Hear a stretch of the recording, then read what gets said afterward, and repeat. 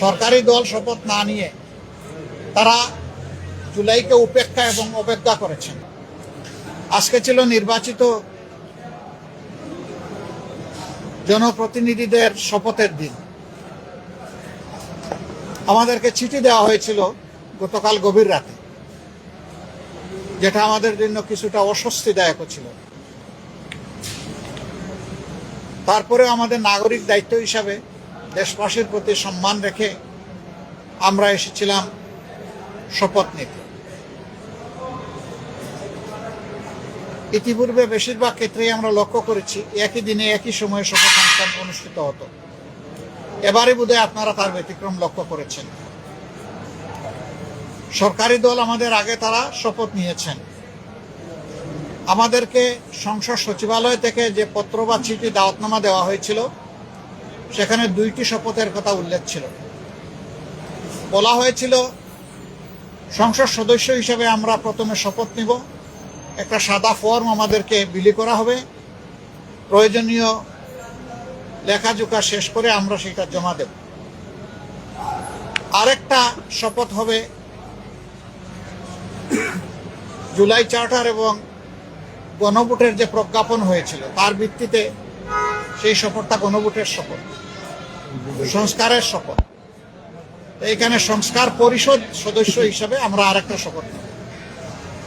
আমরা হলে প্রবেশ করার পরে সংসদ সচিব আমাদেরকে জিজ্ঞেস করলেন যে স্যার, সকালবেলা সরকারি দল তারা শপথ নিয়েছেন, তারা শুধু সংসদ সদস্য হিসাবে শপথ নিয়েছে, আপনারা কি করবেন? আমরা তখন বললাম যে আমরা 2টিরই শপথ নিতে এখানে এসেছি।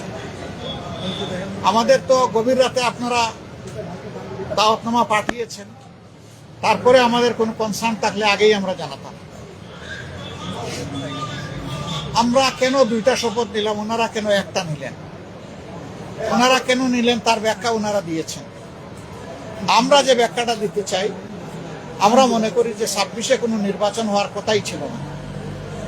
এই 26 সালের নির্বাচনটা হয়েছে 24-এর গণ অভ্যুত্থানের কারণে। আমরা গভীর শ্রদ্ধার সাথে যাদের কারণে আজকের এই নির্বাচন, আজকের এই সংসদ, আমি তাদেরকে স্মরণ করছি, যারা জীবন দিয়ে দুনিয়া থেকে বিদায় নিয়েছেন। আল্লাহ তাদেরকে শহীদ হিসাবে কবুল করুন। যারা লড়াই করে আহত হয়েছেন, পঙ্গু হয়েছেন, তাদের প্রতি আমাদের গভীর সমবেদনা। আল্লাহ তাআলা তাদেরকে সুস্থতার নিয়ামত দান করুন। আর নির্বিশেষে গোটা দেশবাসী ফ্যাসিবাদের বিরুদ্ধে সেদিন লড়াই করেছিল, আমরা তাদের প্রতি গভীর কৃতজ্ঞতা প্রকাশ করছি। আমরা আজকে হয়তো শপথ নিতে ভিন্ন চিন্তা করতে পারতাম, কারণ জুলাইয়ের আকাঙ্ক্ষা এবং গণভোটের রায়, এই 2টার প্রতি সম্মান দেখানো রাজনৈতিক দল হিসাবে আমাদের পবিত্র দায়িত্ব আমরা গণ্য করেছি।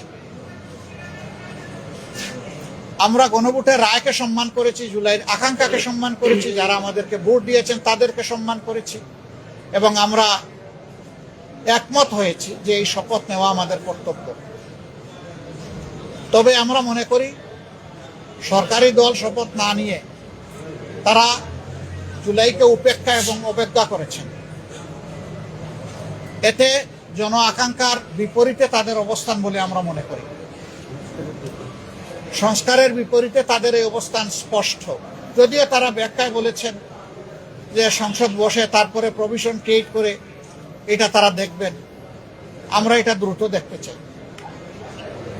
যদি তারা জুলাইকে সম্মান করেন, যদি সংস্কারকে তারা ধারণ করেন, যদি আজকে যিনি প্রধানমন্ত্রী শপথ নেবেন তিনি নিজেও নির্বাচনী ক্যাম্পেইনে গিয়ে বলেছেন যে আপনারা গণভোটে হা বলুন, যদি এর প্রতি তারা শ্রদ্ধাশীল হন, আমরা মনে করি তারা ওই শপথটাও নেবেন।